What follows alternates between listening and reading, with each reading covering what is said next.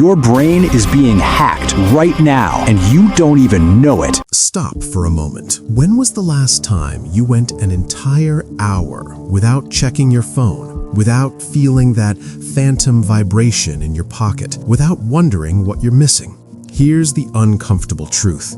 Technology isn't just changing what we do, it's rewiring who we are. Imagine a future where your closest friend is an AI, where your reality is indistinguishable from a digital overlay, where the line between you and your online persona has completely dissolved. Now, here's what should terrify you. That future, it's not coming, it's already here, and it's changing how you think, feel, and connect in ways you haven't even noticed yet. Every time you post something online, something fascinating happens in your brain. You're not just sharing a moment, you're creating a version of yourself and then waiting for validation. That little rush when you see notifications piling up, that's dopamine. The same neurochemical reward system that evolved for survival now fires every time you get a like. And here's where it gets dangerous. Your brain starts optimizing for external validation instead of internal satisfaction.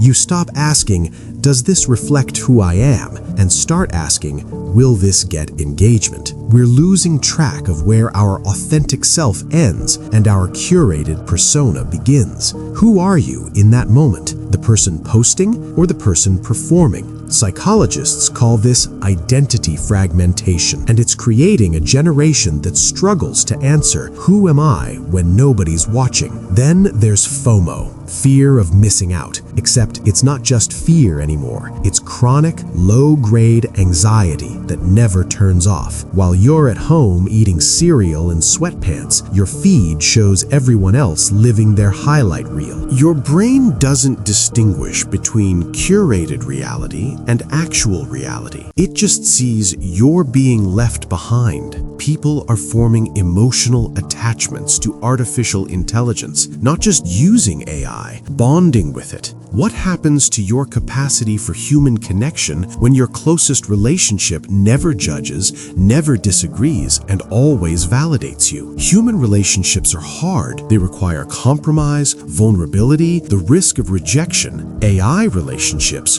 frictionless. And that's precisely the problem. You're training your brain to expect emotional gratification without emotional labor. We're offloading our cognitive load. When was the last time you memorized a phone number, navigated without GPS? We used to hold entire address books in our heads. Now we can barely remember our own number. Your brain evolved over millions of years to process one reality. Now it's processing multiple overlapping realities simultaneously. Researchers are documenting something called reality confusion. People spending time in VR unsure which reality they're in. They reach for virtual objects in the physical world, forget which memories are real. This isn't science fiction. This is documented psychology. These devices propose a future where you never fully leave the digital layer, every moment overlaid with information and entertainment. Your brain never gets a break from processing competing information streams, sensory overload, decision fatigue,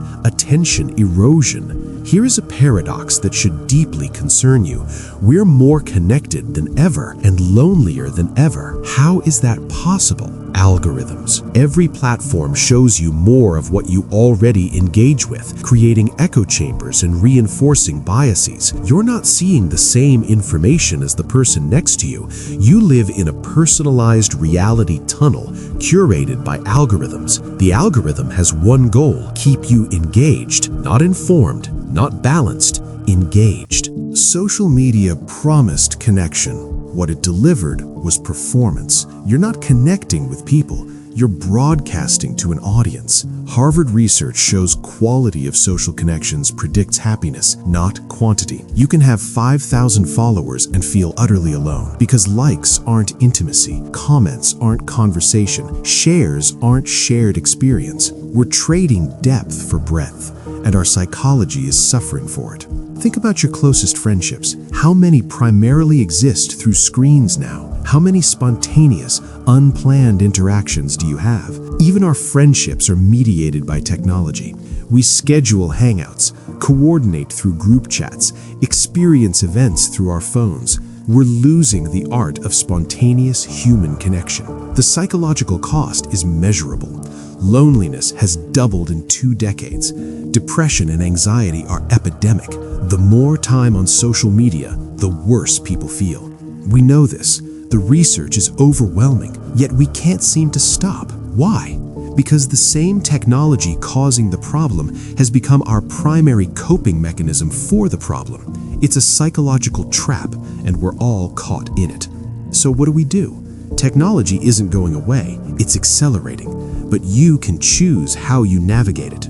First step, awareness. Everything I just described, most people experience it unconsciously. They don't understand why they feel anxious. Now you do. Before you pick up your phone, ask yourself why. Are you bored? Anxious? Do you actually need information? Or are you just reaching for a dopamine hit? Set real boundaries. No phones in the bedroom, no scrolling first thing in the morning. Designated offline hours where you're fully present. I know this sounds simple. It's not easy. Your brain will resist. It's been trained to expect constant stimulation. But here's what happens when you create space. Your mind starts to settle. Your attention span recovers. You rediscover the ability to just think. Second, cultivate real connection. Make it a practice. At least one meaningful, unmediated conversation every day. No phones visible, no half attention. Just human beings actually connecting. Your brain needs this. It evolved for it. Digital connection is a supplement, not a replacement. Third, develop digital literacy. Not just how to use technology, but how technology is using you. Understand how algorithms work. Recognize manipulation. Every time you see content that makes you angry, afraid, or outraged, ask yourself, who benefits from me feeling this way? The answer is usually the platform keeping you engaged. Fourth, build psychological resilience. This technological acceleration isn't stopping. The only question is whether you're shaped by it or you consciously shape how you engage. Cultivate the parts of your humanity technology can't replicate. Creativity, critical thinking, emotional intelligence, the ability to sit with discomfort without distraction. These aren't optional skills anymore. They're survival skills for the 21st century. We're living through a psychological experiment that's never been attempted before. We're the first generation navigating this frontier in real time with no instruction manual.